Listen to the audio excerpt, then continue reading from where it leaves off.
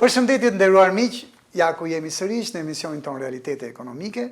Duam të flasim për një samit të rëndësishëm për vendin ton, të zhvilluar më datën 17 maj, pra jo më shumë se sa 2 javë përpara, samiti i investimeve të huaja, të ardhmës i investimeve të huaja në Tiranë. Dhe realisht nga ky samit patëm përshtypjen që Shqipëria doli tërheqëse në sytë e shumë kompanive të mëdha investuese në mbar botën. Për këtë kemi nderin të kemi sot në studio zotin Ergis Sefa, ekspert i njohur i ekonomisë pranë Altax. Zoti Sefa, përshëndetje, mirë se ardhët. Faleminderit për ftesën. Zoti Sefa, ju ishit vetë në këtë samit dhe duke para setet e përfaqësuesve të kompanive strategjike të huaja të pranishme qoftë fizikisht apo edhe online, më 17 maj në Tiranë, që i kalonin 1.4 triliard euro, në gjykimin tuaj, çfarë arritëm konkretisht në këtë samit? Ky samit trajtoi 3 tema kryesore, ndër të cilat edhe zhvillimi i Ballkanit Perëndimor në sensin ekonomik dhe social, sigurinë energjetike, ashtu si dhe një Europë më të fortë. Ajo që arrit konkretisht është rreth 200 miliard euro kontrata dhe marrëveshje ndërmjet kompanive të ndryshme apo kompanive dhe shteteve të ndryshme të Europës, ku ndër këto kontrata ishte edhe kontratat ose zhvillimi i kontratave që do zhvillohen në Shqipëri, investime si qyteti Sazanit, zhvillim turistik, apo zhvillim energjetik, siç do të jetë ai i linjës interkoneksionit ndërmjet Shqipërisë dhe Italisë për transmetimin e energjisë. Në gjykimin tuaj, sa më rëndësishme përshëndetja në samit dhe thirrja për investime në gjithë Evropën, duke parë dhe nga pikë hyrësje Shqipërinë e presidentit francez Emmanuel Macron, politikanit numër 2 më të rëndësishëm të Bashkimit Evropian pas kancelarit Gjerman Merz? Si që thatë edhe ju, Franca është një ndër kolonat e Bashkimit Evropian dhe presidenti Macron ka marrë edhe rolin e një lider evropian, sidomos në këtë kohë ku 2 polet e mëdhaja apo polet e tjera botërore, Amerika dhe Kina, janë duke zhvilluar në drejtime të caktuara. Europa po ngel në thonjza disi mbrapa dhe po tenton të ndërtojë të quhet strategjia autonomike dhe pikërisht përshëndetja e presidentit Macron dhe mbi të gjitha mesazhet që ai dha kanë rëndësi për të treguar drejtimin nga po shkon Europa, si dhe fokusin që do të ketë Europa në vitet që do të vinë. Jo vetëm për investitorët vendas, por edhe për investitorët e huaj që janë për te Europës.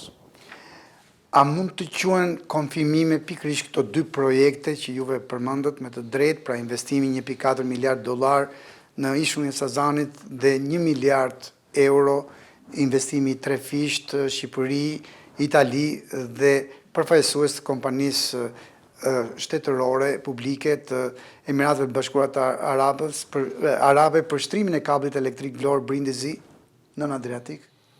Patjetër. Nuk ishin thjesht fjalë që u diskutuan se çfarë do të bëhet. U nënshkruan konkretisht edhe marrëveshjet dhe plani i punës se si do të zhvillohen, qoftë për investimin turistik në Sazan, qoftë edhe për atë energjetik. Është më rëndësi të theksohet edhe pse është me vlerë pak më të vogël, investimi në rrjetin energjetik dhe lidhjen Shqipëri-Itali është jashtëzakonisht i rëndësishëm për të promovuar eksportin e energjisë drejt Italisë. Një eksport i cili për tregun italian është me miliarda euro në vit. Dhe ne do kemi mundësinë të përfitojmë me 100 milion euro në vit potencialisht vetëm nga kjo lloj lidhje. Sa rëndësi ka për investimet e huaja në jug të vendit, sidomos aeroporti ndërkombëtar i Vlorës? Ai u përmend në një nga diskutuesit në samit si një moment i rëndësishëm për të lidhur jo vetëm investimet për turizmin, por ndoshta edhe në një shkallë më të gjerë. Patjetër, në radh parë ai është një investim shumë i mirë që ndikon tek turizmi, ndikon në mënyrë direkte tek turizmi. Në radh 2, duke rritur fluksin e lëvizjes njerëzve dhe mallrave, do të ndikojë dhe në rrethinat e komplet rajonit të jugut për industritë të tjera. Bujësia, ndërto agroturizmi mund të jetë një tjetër, fabrikat e tjera të vogla të manufakturës, të cilat përveç atyre që ekzistojnë do tentojnë të ngrihen gjithmonë më shumë sepse do të jetë me leverdi ekonomike që të ngrihen. Pra aeroporti nuk është thjesht një mjet për të transportuar pasagjerë nga një vend në tjetrin, është edhe një hub, po e quaj, njësi ekonomike e cila mbledh dhe rrezaton përtej zonës që ai është. Në gjykimin tuaj, pse në këto 3 vitet e fundit, sidomos investimi kryesor i huaj tek ne ka kaluar, pra sektori kryesor ku hidhen parat, fondet, investimi i huaj drejt për drejt, blerja e apartamenteve në Tiranë apo edhe në Bregdet. sa fatgjatë mund të paraqitet ky investim? Qëko, fakti që një pjesë e mirë e investimeve tuaja direkte, pothuajse 1/3 madje, goxha e konsiderueshme, fokusohet në pasurinë e patundshme, në një farë mënyrë është tregues edhe i shenjave të spekullimit që ka ky treg. Pra, investitorët preferonin të vendosnin parat këtu, sepse kuptonin që për pak kohë do mund të rishisnin me një fitim të konsiderueshëm dhe nuk është se kishin alternativa tjera. Që do të thotë, nëse do të kishim alternativa tjera në Shqipëri në vend të njësive të tjera prodhuese, apo energjetike, apo biznese të tjera të favorshme, jam i sigurt që ato do arrinin që të thithnin një pjesë konsiderueshme të këtyre investimeve tuaja, në vend se të shkonin në real estate edhe të jemi gati në shenja të plasës së një fluske spekulative. Ku duhet të përqendrohen në gjykimin tuaj këte tutje investimet e huaja tek ne? Vetëm në turizëm, në blerjen e apartamenteve, apo ka edhe sektor të tjerë, ju përmendët energjinë, sidomos energjinë e rinovueshme, por ndoshta edhe ka edhe sektor të tjerë që realisht investimet e huaja mund të provojnë të hyjnë në vendin tonë më masivisht.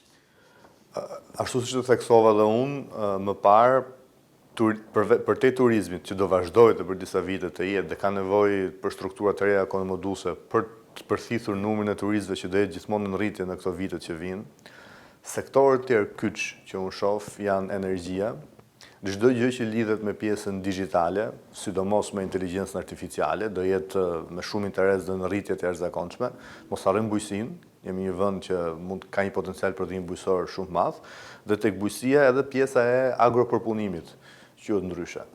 Dhe nëse do të rikthehemi turizmit, një diversifikim i ofertës turistike, jo më thjesht në turizmin e diellit, pra bregdetar, po shtuar elementet e turizmit kulturor apo e turizmit më brenda vendit, të turizmit në thonjza malor, që mund të konsiderohet. Këto janë sektorët që unë shoh me një të ardhme për Shqipërinë deri në 2030, ndoshta edhe përtej. Fatkeqësisht ose fatmirësisht, tregu i pasurive të palujshme është saturuar, pra ka arritur në një pikë ku nuk ka ku shkon më. Dhe investimi në këtë treg vetëm se do të kthejë do të ketë një kthim gjithmonë në ulje, në mos për pak kohë negativ. Kështu që investitorët do e kuptojnë dhe kanë filluar ta kuptojnë këtë gjë dhe do të orientohen drejt sektorëve të tjerë më prodhues.